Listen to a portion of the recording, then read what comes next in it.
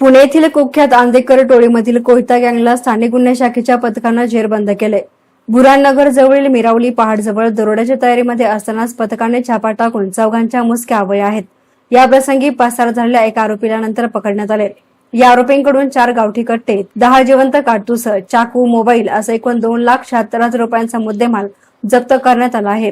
मुस्ताक इक्राहिम शेख वय वर्ष 22, विराट उर्फ विल्यम रवींद्र मेहेंदळे वय वर्ष 26, समर्थ बाबासाहेब माडळकर वय वर्ष 19, समर्थ राजेंद्र दुधभाते वय वर्ष 18 अशी अटक केलेल्या आरोपींची नावं आहेत।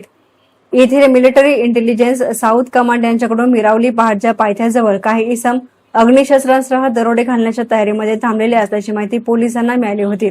त्यानुसार स्थानिक गुन्हे शाखेच्या पथकाने बुराणनगर परिसरामध्ये सापळा रचला तेव्हा येथे 4 ते 5 अनोळखी इसम संशयितरित्या पोलिसांना आढळून आले। या प्रसंगी आकाश संजय पवार हा पळून गेला आहे। अटक केलेल्या चौघांना न्यायालयामध्ये हजर केलं असता त्यांना 3 दिवसांची पोलीस कस्टडी देण्यात आली आहे। या आरोपी विरोधामध्ये भिंगार कॅम्प पोलीस ठाण्यामध्ये गुन्हा दाखल करण्यात आला असून दरम्यान शोध मोहीम राबवून पोलिसांनी पळून गेलेल्या पवार यालाही जेरबंद केले। स्थानिक गुन्हे शाखेचे निरीक्षक किरणकुमार कबाडी यांच्या पथकाने ही कारवाई केली आहे। पोलिसांनी अटक केलेले कोंढवा येथील 4 आरोपी हे कुख्यात आंदेकर टोळीचे सदस्य असून त्यांच्यावर कोंढवा पोलीस ठाण्यामध्ये गंभीर कलमांतर्गत गुन्हे दाखल आहेत।